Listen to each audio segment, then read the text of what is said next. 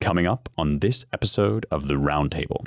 You just look at the social indicators coming out of COVID, people died. Yes, things were looking pretty rough there for a minute. But a lot of it was just kind of like sitting around at home, whether you liked it or not.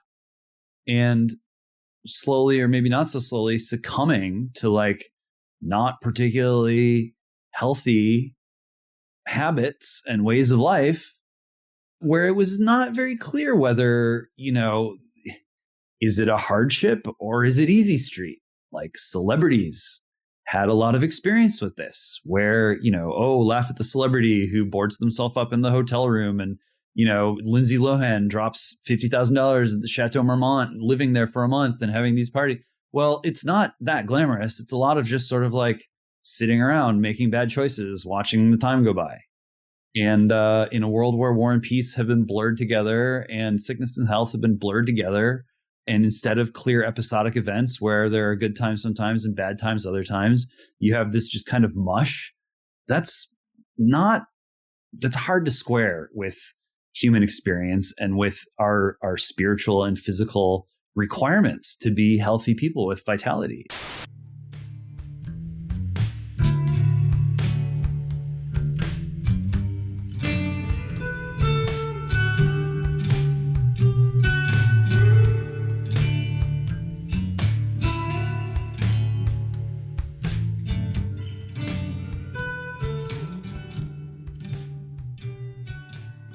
Hello and welcome once again to the Roundtable, your weekly publishers and editors podcast here at the American Mind. We are nearing the end of the year. I think this might be our last kind of normal episode with typical kind of 3 news topics before we do a year in review to close out the year for y'all as we head into Christmas.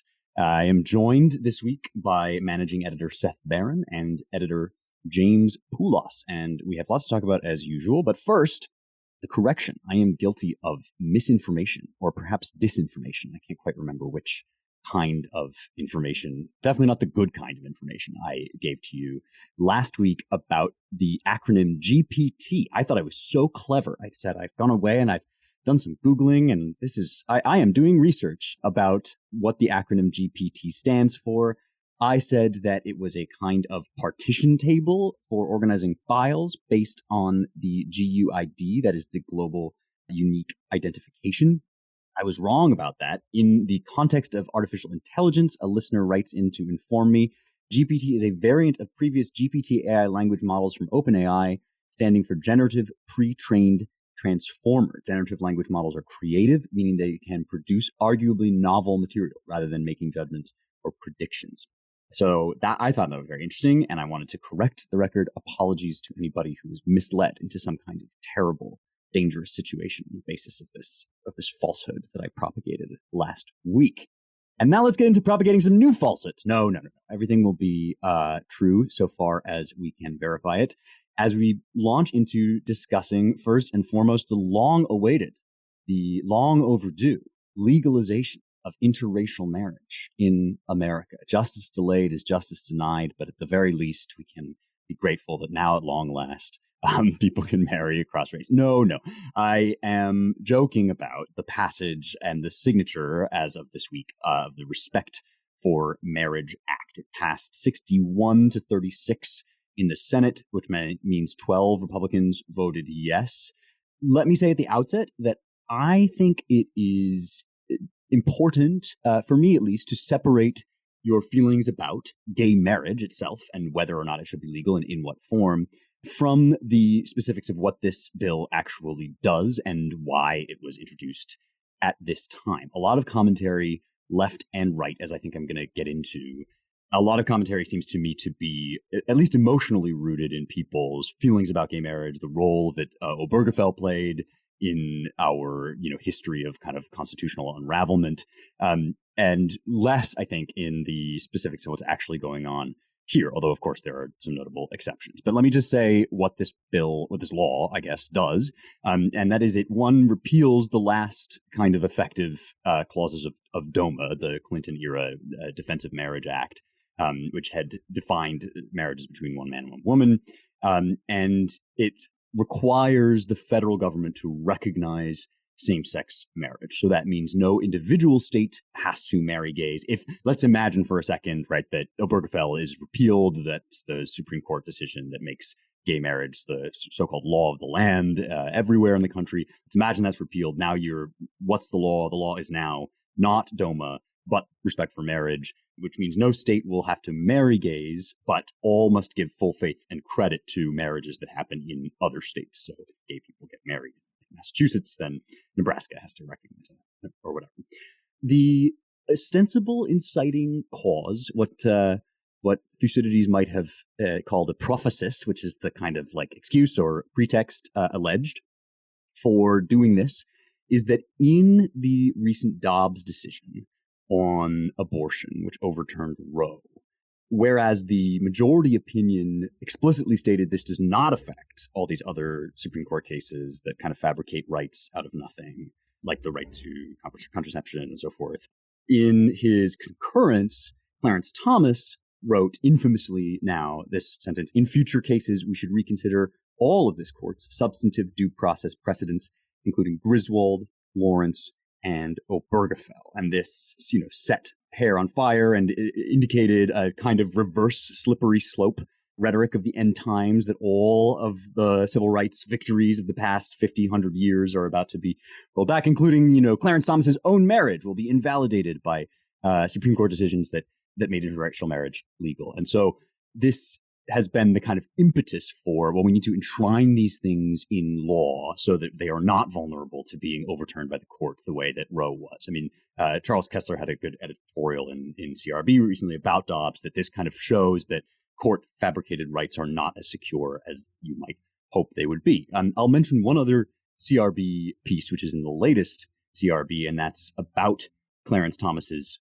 take on substantive due process, which, if you actually read what Thomas is saying here, is not, we need to, completely undo the entire architecture of American life as it's been lived since the 60s quite exactly, but we do need to strike at the heart of this notion of substantive due process, which is a complete fiction. The idea that in the 14th Amendment, you are, because you're not allowed to be deprived of life and liberty without due process of law, you therefore, the court can therefore invalidate state laws that are understood to be invalid on those terms. And Thomas wants not to necessarily totally overturn all the cases he mentions, but to reconsider and reground the questions that are addressed in those cases from the privileges and immunities clauses. What are your privileges and immunities guaranteed to you as an American citizen? That's, he thinks, much deeper rooted in common law, and much more defensible and less kind of elastic, as substantive due process has indeed proven to be with Dobbs, with Obergefell, and such stuff. So that's the background to what's going on here. What then happened is that this law was presented, which, to me at least, it really obviously bears the mark of a kind of gotcha, and indeed of a kind of double bind for Republicans in Congress, because on the one hand, right, if you vote against it, you're voting against legalized, because they put interracial marriage in there, so you're voting against interracial marriage and you're voting against gay marriage. And on the other hand, if you vote for it, you are potentially opening up all these like Christian bakers and churches to all sorts of litigation, all along the lines of the Masterpiece Cake Shop case. So we had one thing that kind of makes people feel this way is we had this Mike Lee amendment, and Mike Lee from Utah put in the amendment that said the federal government shall not take any discriminatory action against a person wholly or partially on the basis that the person speaks or acts in accordance with a sincerely held religious belief or moral conviction that marriage is or should be recognized as the union between one man and one woman. So this was designed, ostensibly at least, to protect the state from attacking churches and nunneries and whatever else that want to live by the conviction that they and basically most all of humanity have held for most of time, that marriage is between a man and a woman, and not, for instance, forcing churches to perform gay marriages or, bakers, vendors to service gay weddings and so forth. This amendment was struck down, which to me is like the last indicator that there's some kind of Trojan horse thing going on here and some kind of trick being pulled. Obviously, if you look at the reactions now, you get some people, you get the Biden who lit the White House up in red, white, in rainbow colors. and proclaimed, what a great day this is. Chuck Schumer, what a beautiful moment for liberation.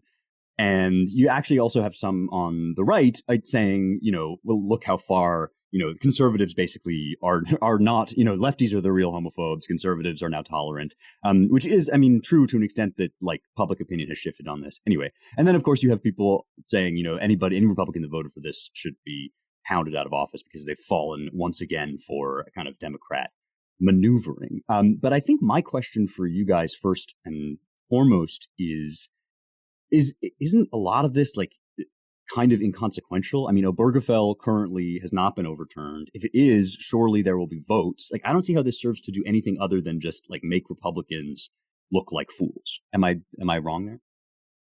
No, I thought that their whole thing was that they were going to codify Roe. Yeah.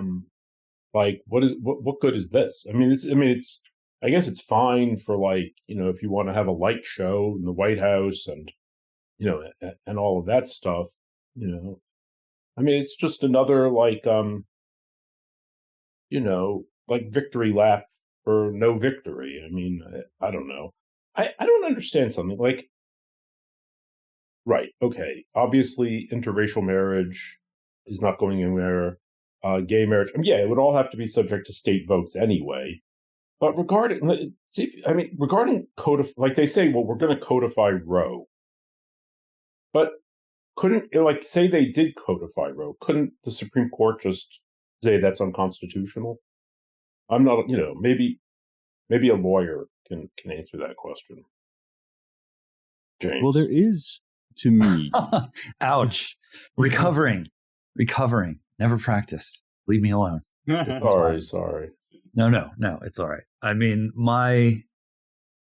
My comments, such as they are, for me, it keeps coming back to the flag. Like, flags are very powerful symbols, and they represent things. And characteristically, they represent regimes.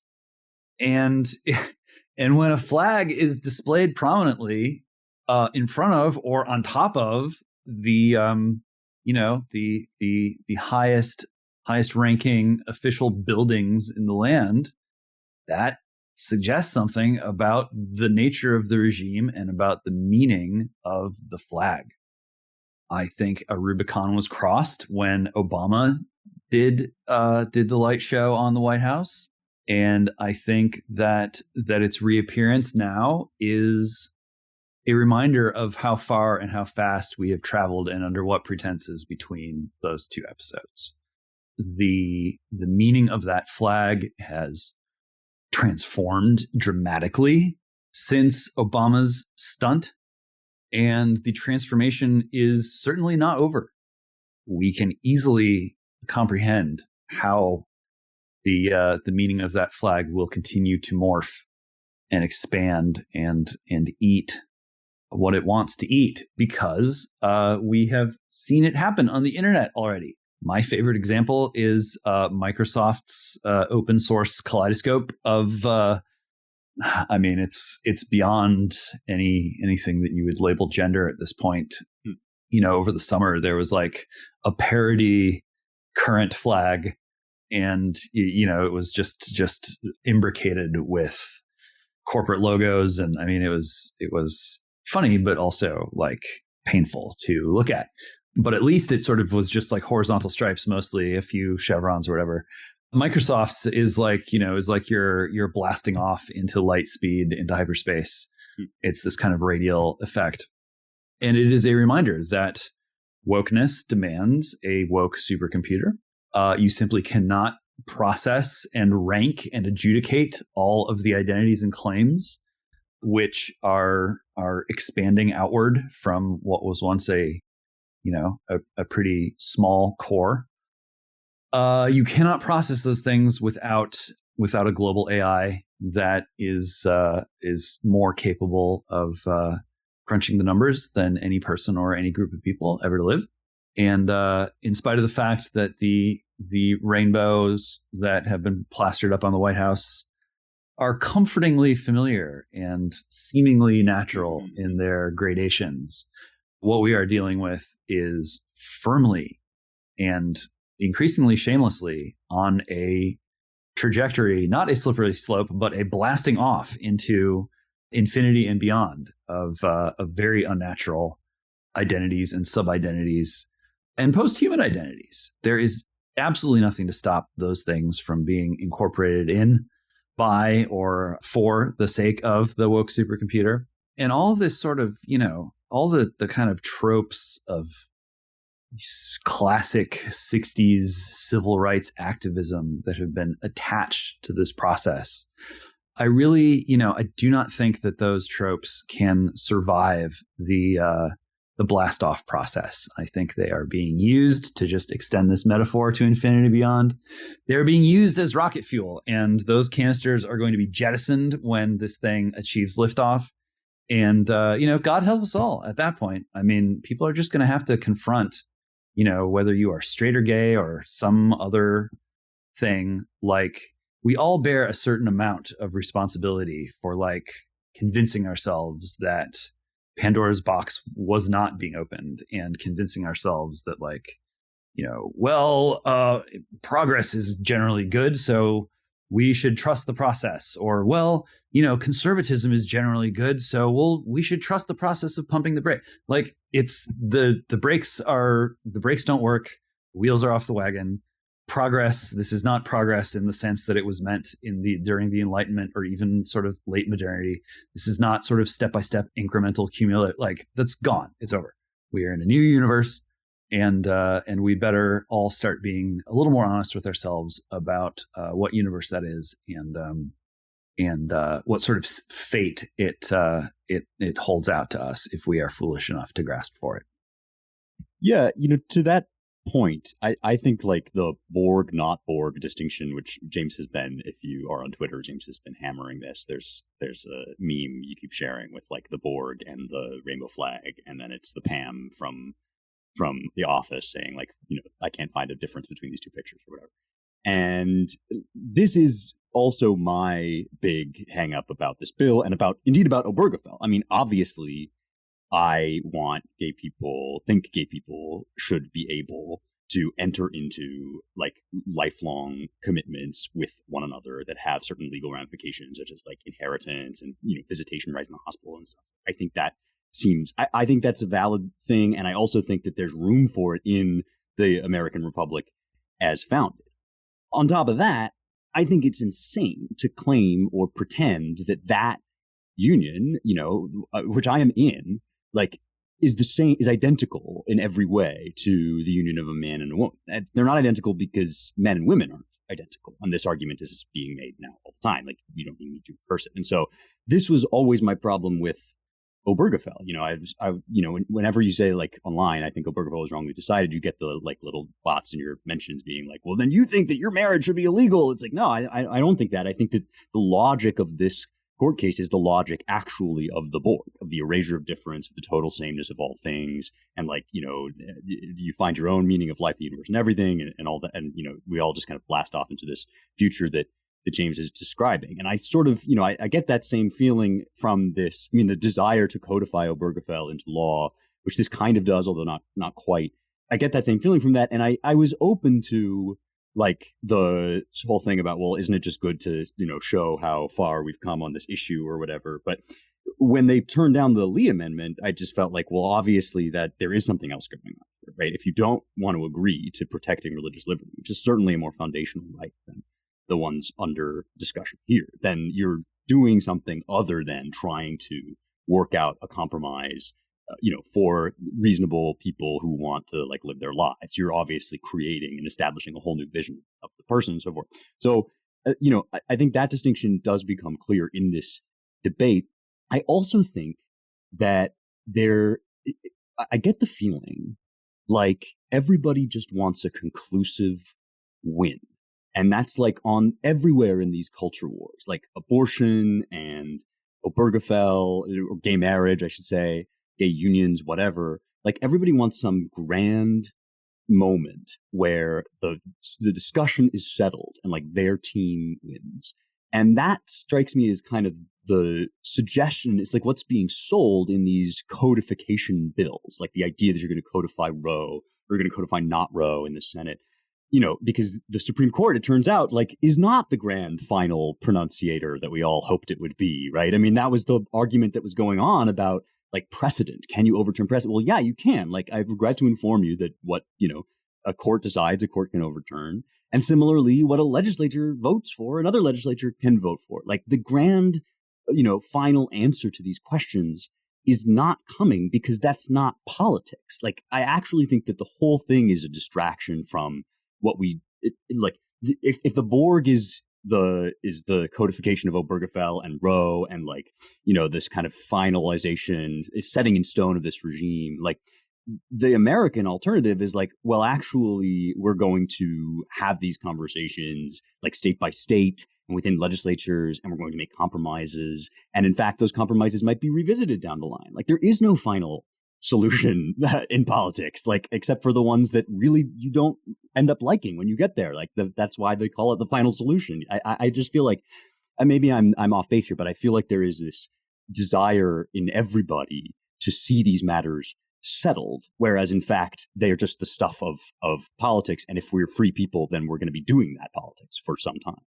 Well, this is like a template for the obsolescence of constitutional government. I mean, this is how you get everyone on board, or enough of everyone on board, with the idea that, like, well, we'll get as far as we can get with the courts, and when instead we can switch to the legislature, we'll do that, and we'll just kind of, like, there's no pretense at, like, consistency. It's all about just kind of reaching the result and pushing through by any means necessary, and there not being an end point. There isn't going to be a settled point. You codify one piece of the puzzle one day, and then there's the variations are being generated faster than they can be codified through our process. The constitutional system was designed to slow the tempo of governance and of the creation of new law, and it was designed to do so because it was considered to be prudent statecraft to put a brake on the passions of the people. And if you want to rip that brake out of the vehicle and throw it away, then you create the internet, where the passions of the people have absolutely no sort of brake or guard on them. And from that standpoint, yes, I understand why people who you can't vote in and can't vote out of office, who see all of the secret information every day, are like, this is a problem. Perhaps we should mount a global campaign against information that we don't like, so that people are more docile and our job is easier. Like, I get it. I understand it, but it's not America. And, it's a very dangerous game when the same people who are pushing more centralized and more coordinated control of information for the sake of tamping down the passions of the people are, in almost all instances, the very same people who are aggravating the passions of the people by giving into the logic of the Borg and using the mobilization of the gender Borg in order to shore up their political power and authority as they replace constitutional governance with something of their own creation.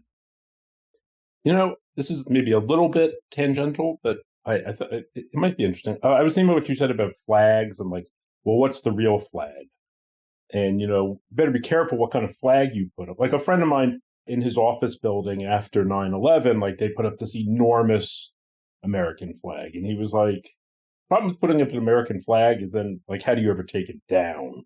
And indeed, it stayed up for years. It's kind of funny. Like, what I think is interesting, and I've been thinking this for, 35 years, the POW MIA flag. Like, I mean, look, all respect to people who died or went missing in the Vietnam War. I suspect there aren't really any prisoner of war camps still going on with, like, American GIs, like, hoeing or whatever they're doing in a rice paddy. But it's like, in the 80s, they got really into this, and they made the POW MIA flag a thing. And what I gather is it's actually even more recently been, like, made part of the law that it has to be flown. Okay, in 2019, under Obama, the National POW MIA Flag Act was signed into law. requiring the flag to be flown on certain federal properties, including the U.S. Capitol building, on all days the U.S. flag is flown.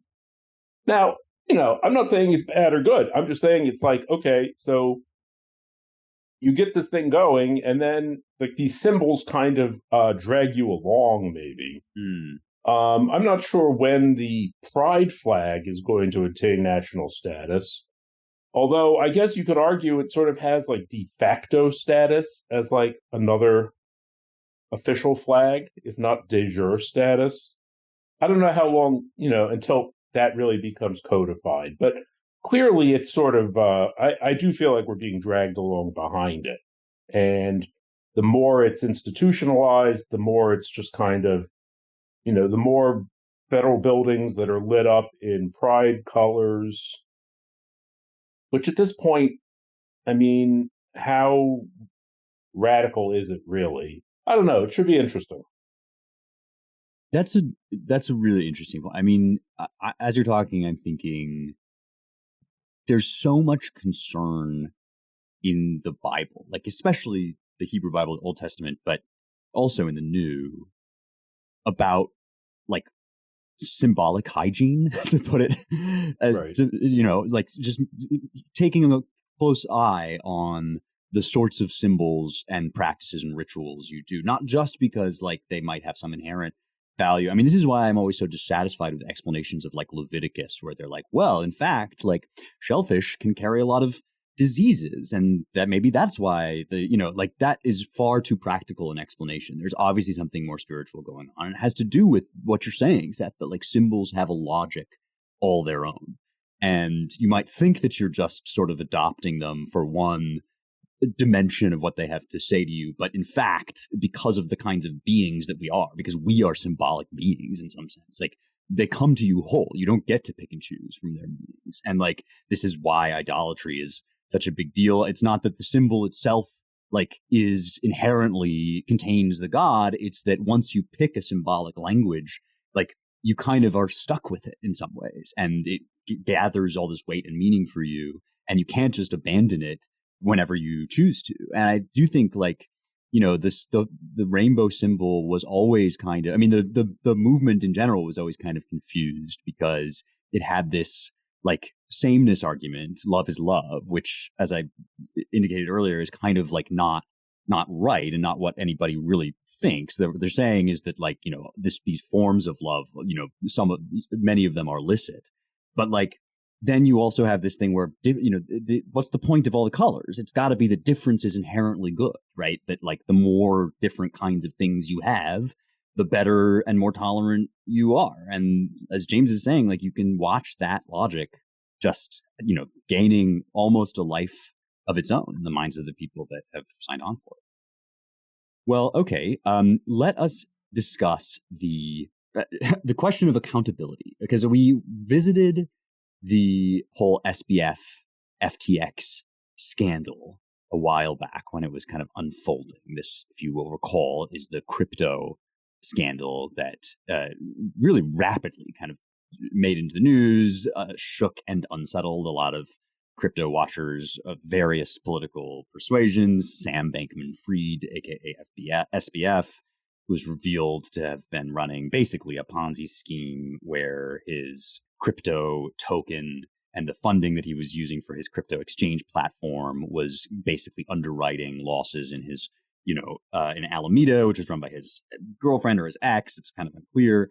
In any case, we talked then about, like, is this guy ever going away? Is he ever going to face any consequences? Or is this person so neatly ensconced into the network of Democratic fundraisers, gave a lot of money to the Biden campaign and so forth, gave a lot of money to Democrats in 2022.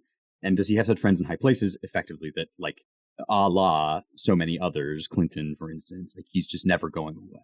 And there's been a development in that, so we wanted to kind of raise it and discuss, which is that he has, in fact, been prosecuted. The DOJ, the SEC, and one other government federal agency have charged him with fraud. And they've charged him basically with fraud, like, from the beginning. This was you sit on a throne of lies. This was a lie. FTX was just a lie from the beginning. Here's a quote from the SEC's document charging him. Bankman-Fried raised more than $1.8 billion from investors, including U.S. investors, who bought an equity stake in FTX, believing that FTX had appropriate controls and risk management measures. Unbeknownst to those investors and to FTX's trading customers, Bankman-Fried was orchestrating a massive, years-long fraud, diverting billions of dollars of the trading platform's customer funds for his own personal benefit and to help grow his crypto empire. And they do name and shame Alameda. They make clear that his crypto empire, his personal benefit, that's the dealings with Alameda, among other things. So he was arrested on Monday at his home in the Bahamas, which is kind of classic. One thing that this means is that he will have to be extradited from the Bahamas. It seems like the government will seek extradition. This could take a while. That might be one kind of pain point in the effort to, make him face some sort of accountability.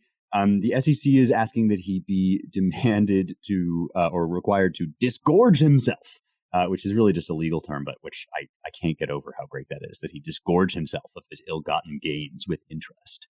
And yeah, I mean, that's basically the story as it stands. I guess I am raising this because I wonder what you guys think about the likelihood that this has anything more than kind of symbolic. I mean, it would kind of have been insane if he did not face any charges, but it also seems to me eminently plausible that he will, effectively wriggle out unscathed. I mean, the New York Times until about 5 minutes ago has been running like puff pieces on him. I don't know. Do you guys feel more optimistic than I do about the big guys facing the same consequences as the little people in this sort of situation? I'm not sure he's the big guy, but yeah. I mean, I think once you've got federal charges against you, it's pretty hard to wriggle out of them. I mean, how many people get acquitted on like major federal charges for like, fraud, like huge things like this? I mean, I guess it could happen, but it all seems pretty cut and dried. And he is facing 115 years in prison. I mean, maybe it'll just wind up being like 10 or 15 years in prison, like Elizabeth Holmes. I mean, I think a lot of people were surprised, like, how did she manage this? How did they manage to get her in prison? I think a lot of people thought she would walk. She had so many, top friends in high places.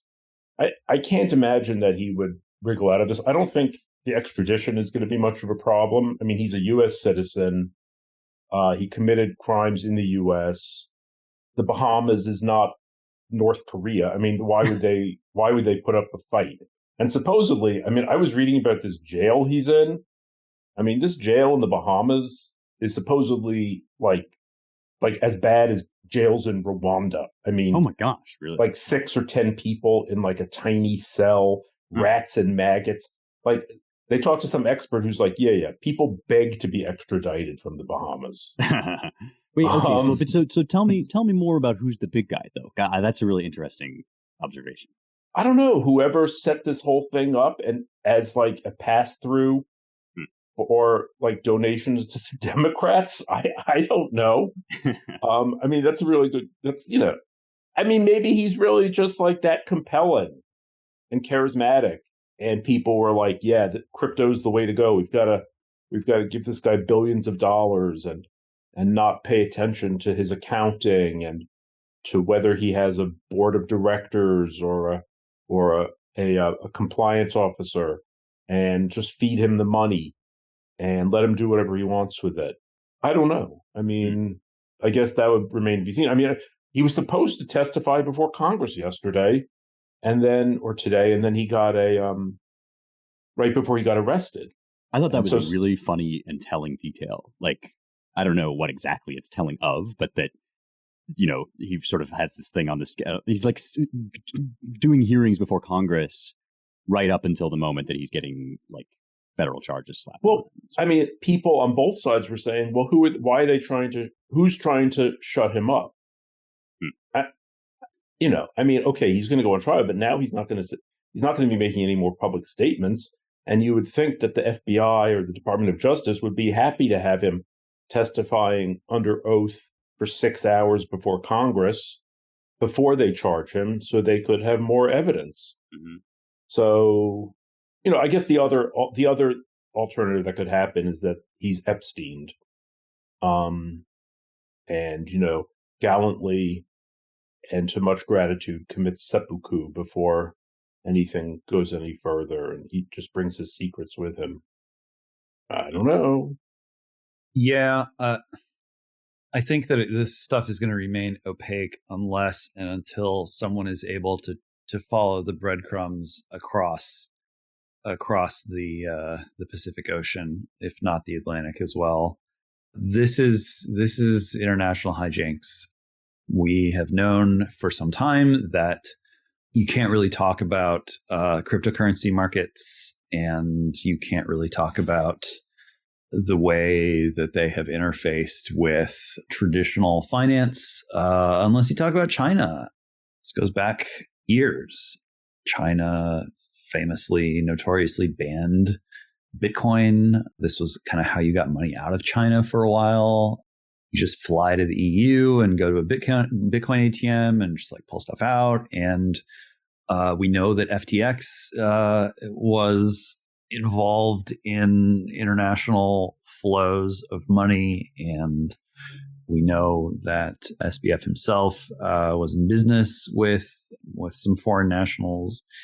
And I think it is safe to surmise that the pressing interest that regulators have in crypto markets and in centralizing them under their regulatory control has to do with the geopolitics of it all. And that's going to be a harder thing to unravel and a harder thing to shed light on than probably most reporters in the U.S. are willing and able to take on, and probably the ones who are best suited to doing that job are the ones who are the most closely aligned with the folks in the U.S. government who do not want that story to be told. Certainly not in public, and certainly not right now.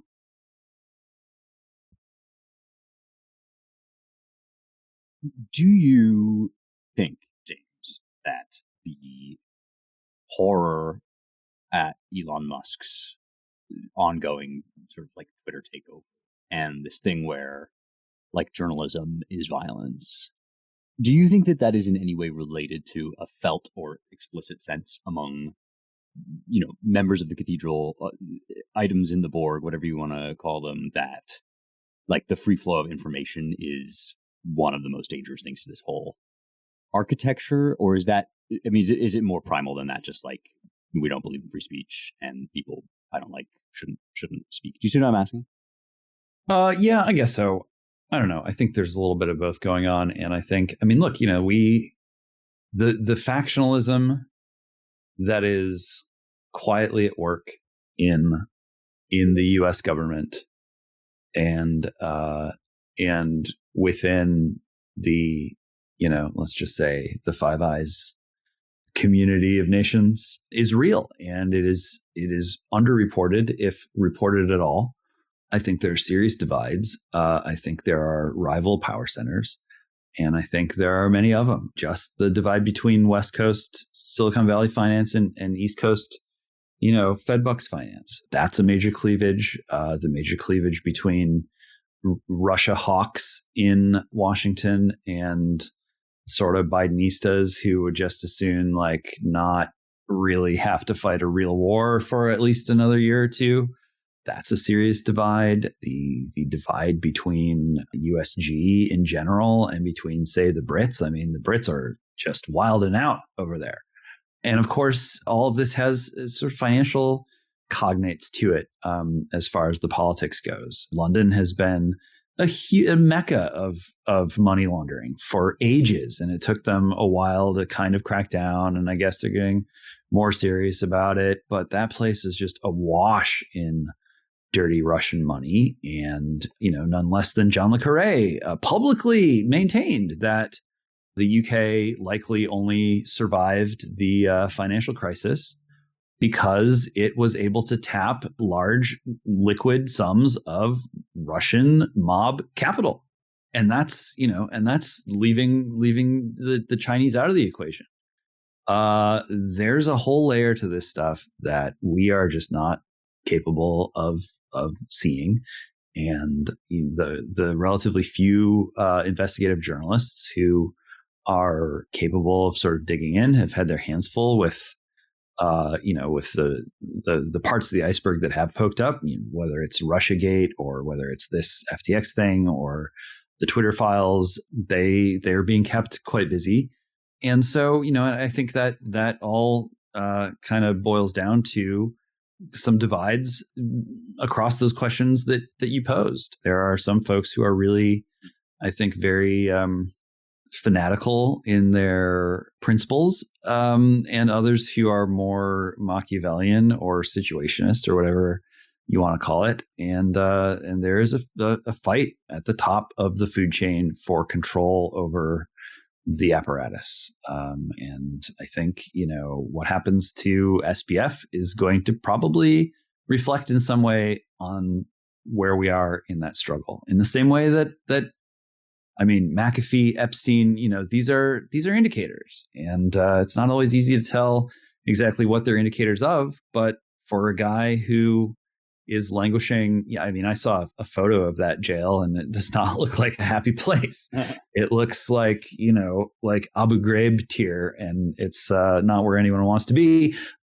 For a guy like that to hire Ghislaine Maxwell's lawyer, it's a small world, but just because it's a small world doesn't mean that everyone's holding hands and singing Kumbaya in there.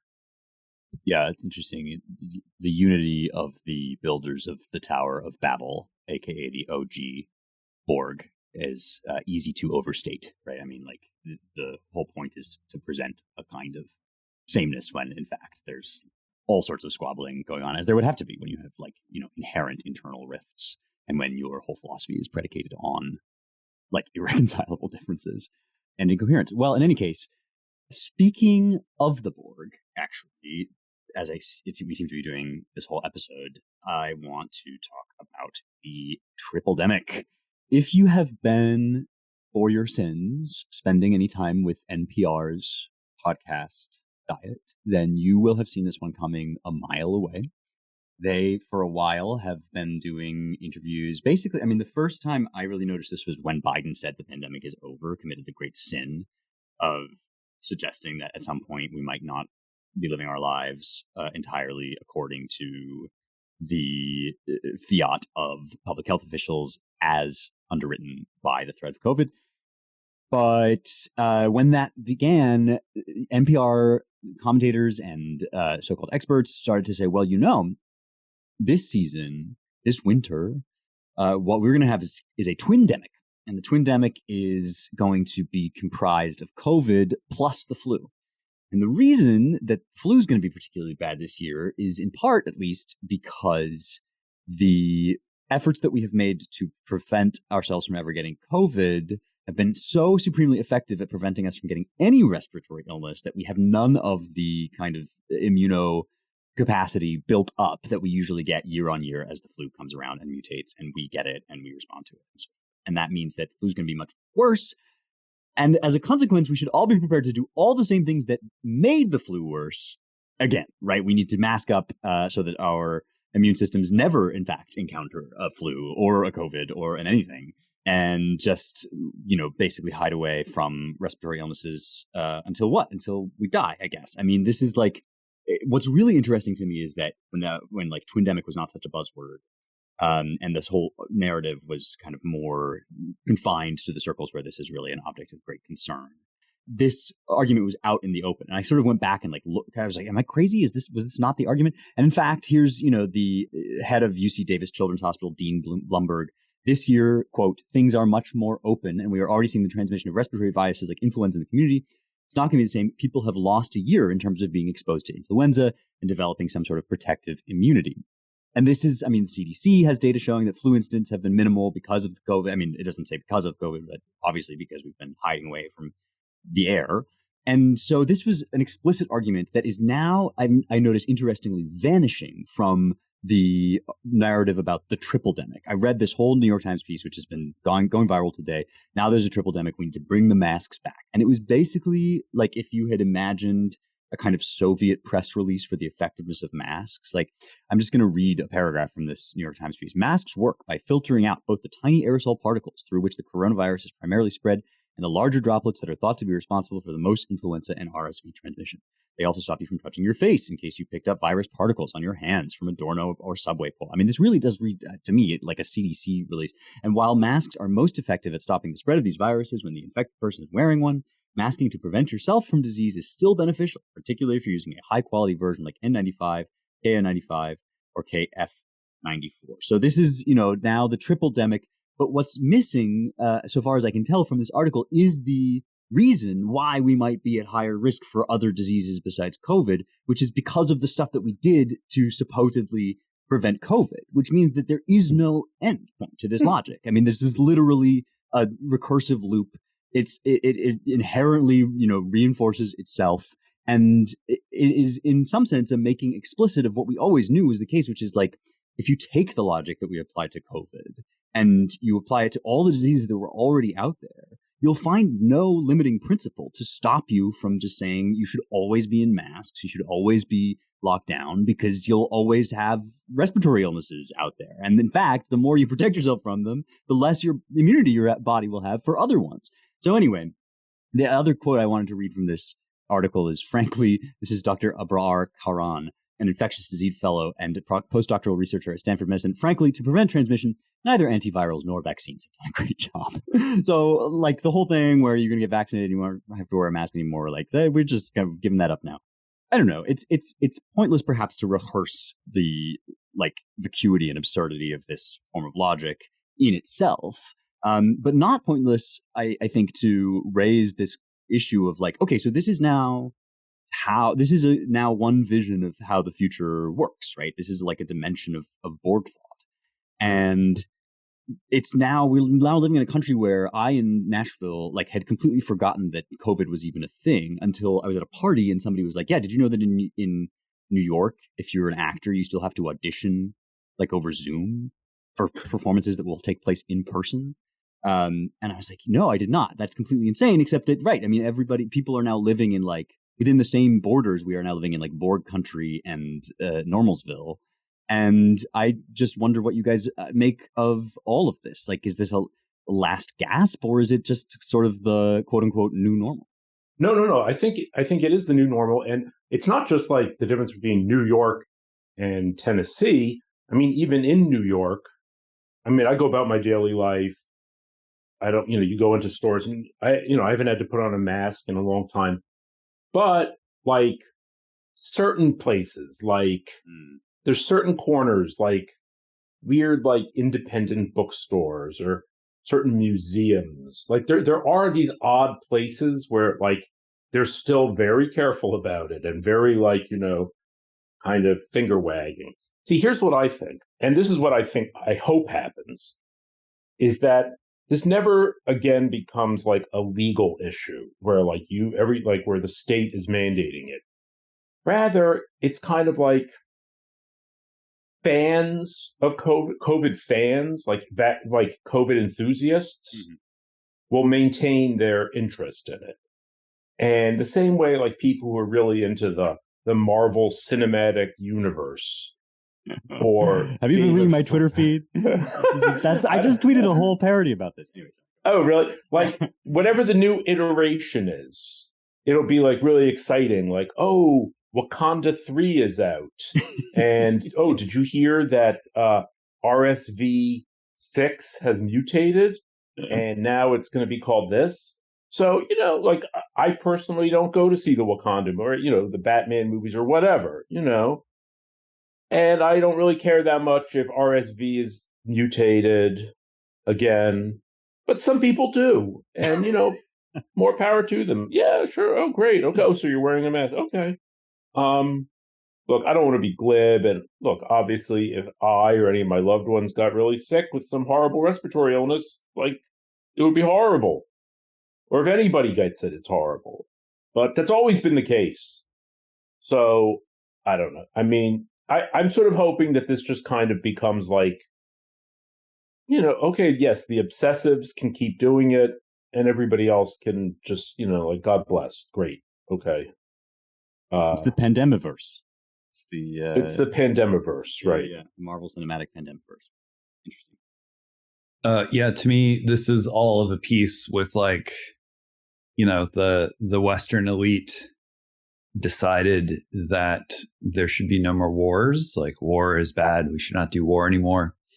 They tried to establish a perpetual peace. Didn't work. What's plan B? Well, you just sort of like destroy the distinction between war and peace. Maybe we can do that. And that's what we're doing with mixed results. But, you can just continue to kick the can. And, and there are ways of kind of arbitraging both sides of that porous border. And I think the same is underway with regard to health and sickness, both in a kind of cultural or spiritual sense and in this very viscerally medical sense as well.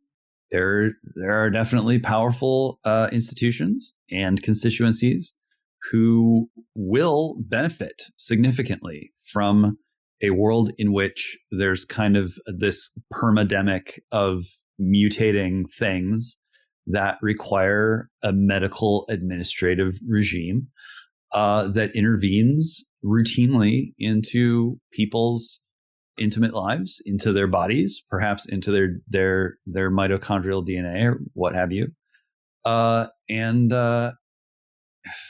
Yes, killer diseases are bad. Yes, it's good to be able to treat them effectively. I mean, war's bad too. It's like nobody's making a war argument, Yeah, nobody's making the war argument. And oh, by the way, like, not everything about war is bad. In fact, like the many of the most serious and accomplished warriors in history have remarked that in effect war, it's a good thing that war is so horrible because so much of it is, quite stirring and meaningful and motivating and brings out strength in people individually and collectively. And so when any kind of hardship, serious hardship that is distinct enough and episodic enough that it has a kind of experiential structure to it, when that is gone, when that is blurred away, I think you can end up with like the worst of both worlds, where you sort of get people who are bummed out and bored and sort of beaten down by the hardship-like aspects of a world where war and peace have been blurred together, or where health and sickness have been blurred together. But then they're also sort of like bored and beaten down and disenchanted and disillusioned by like the flip side of it, by like the peaceful aspect and by the easy part of it. You just look at the social indicators coming out of COVID, yeah, people died. Yes, things were looking pretty rough there for a minute. But a lot of it was just kind of like sitting around at home, whether you liked it or not. And slowly, or maybe not so slowly, succumbing to like not particularly healthy habits and ways of life, where it was not very clear whether, is it a hardship or is it easy street? Like celebrities had a lot of experience with this, where, laugh at the celebrity who boards themselves up in the hotel room, and, Lindsay Lohan drops $50,000 at the Chateau Marmont, living there for a month and having these parties. Well, it's not that glamorous. It's a lot of just sort of like sitting around, making bad choices, watching the time go by. And in a world where war and peace have been blurred together and sickness and health have been blurred together, and instead of clear episodic events where there are good times sometimes and bad times other times, you have this just kind of mush. That's hard to square with human experience and with our spiritual and physical requirements to be healthy people with vitality. And I think a lot of people suffered more from that during COVID than they did from the actual virus. And that suffering is still going on, mental, physical, and spiritual. It's funny that right now, when China is kind of like, retreating on COVID restrictions, and they're sort of like, okay, well, you don't have to, we're not going to track if you were in a danger area and then you have to quarantine and, keeping hundreds of millions of people locked up. Just as they're retreating on that, we're kind of like, seems like we're gearing up to reinstitute it. it would be curious if like the U.S. and China just kind of tag teamed authoritarianism, back and forth for a while, just like, okay, you take it, you do it for a while, and we'll stand over here and see how it goes. Hopefully that won't happen. It's a funny idea. I mean, there is this recursive kind of logic to all of it, right? I mean, that's what gets me about we masked up, so now we have no immunity to the flu, so mask up. It's like, Right. Yeah, of course, we all three of us now have made some form of disclaimer to the effect that, like, it's bad. It is bad. It was bad that COVID happened. Like, it's terrible when something so sorrowful happens. Like, it would be, God forbid that any of us should like lose somebody close to us, or ourselves be hospitalized. Like, all of these things. None of this has to do with like, are we pro respiratory illnesses or pro war? It has to do with, well, what is our like response to a world that contains such things as respiratory illnesses and war? And like, yeah, it seems like the answer since the beginning of COVID, but really since long before, that was always brewing, was like, well, we're simply going to engineer the world so that those things never occur. And if that means like excising or lobotomizing the parts of us that are good, that nevertheless cause or contribute to those things, then so be it. Like, just, lop it off, slice off out of yourself and out of society, like whatever has the potential to cause these big bads. And of course, like, we now have seen that bigger bads emerge from that project. I know I mentioned this last week too, but I got to tell you guys, like, this Dickens book, the The Haunted Man and the Ghost's Bargain, which is his last Christmas story, is like a little act of prophecy in which he has this ghost come and visit the suffering man who's a chemist, and the suffering man has suffered this terrible loss in his past, a series of losses in his past, and the ghost says, I'll take the memory of your loss from you, and you'll never remember it, and you'll sort of vaguely remember it for a while, but then that will fade. And also everybody around you will similarly, like when you make contact with them, will also forget the bad things. And of course, what precedes are these incredibly harrowing scenes of like people's humanity being drained out of them, and they become sort of irritable and, and small and caged. And like, I don't know. It does feel as if, the whole "you're killing grandma" thing is like, well, okay, like, obviously it is very bad that grandma or anybody should die, but like, you're like isolating children away from their, natural habitat, and like forcing them to like experience stunted growth. Like, how about that? I don't know. It seems like there is a kind of iterative quality to this stuff because of its logic. Like, it was always, even when COVID was just getting started, it always felt that way. Like, the logic itself is going to take over here. All right. Well, that will, I think, about do us for this episode, and indeed for this year when it comes to news stories. I mean, there might be something so urgent that we must discuss it next week, but please do join us one way or another, because we will certainly have a year in review, a chance to reflect once again on another year of the Roundtable. We'll have to look at how many years we've been doing this, but it does feel like, it's another trip around the sun. It's pretty cool. So join us for that, please, next week. For now, thank you for listening to the Roundtable. If you want to learn more, visit our websites at americanmind.org, claremont.org, claremontreviewofbooks.com, and our DC-based Center for the American Way of Life at dc.claremont.org. You can donate to support the show at claremont.org/donate. You can check out James's book, Human Forever, at canonic.xyz. You can pre-order my book, How to Save the West, on Amazon or wherever you get your books. You can get Seth's book, The Last Days of New York, also wherever you procure your reading material. And, they all make great Christmas gifts. Even a pre-order of my book makes a great Christmas gift, something to look forward to for the long winter weeks and months. Don't forget to rate, review, share, and subscribe on Apple Podcasts or wherever you get your podcasts. Thanks, everyone, and talk to you next week.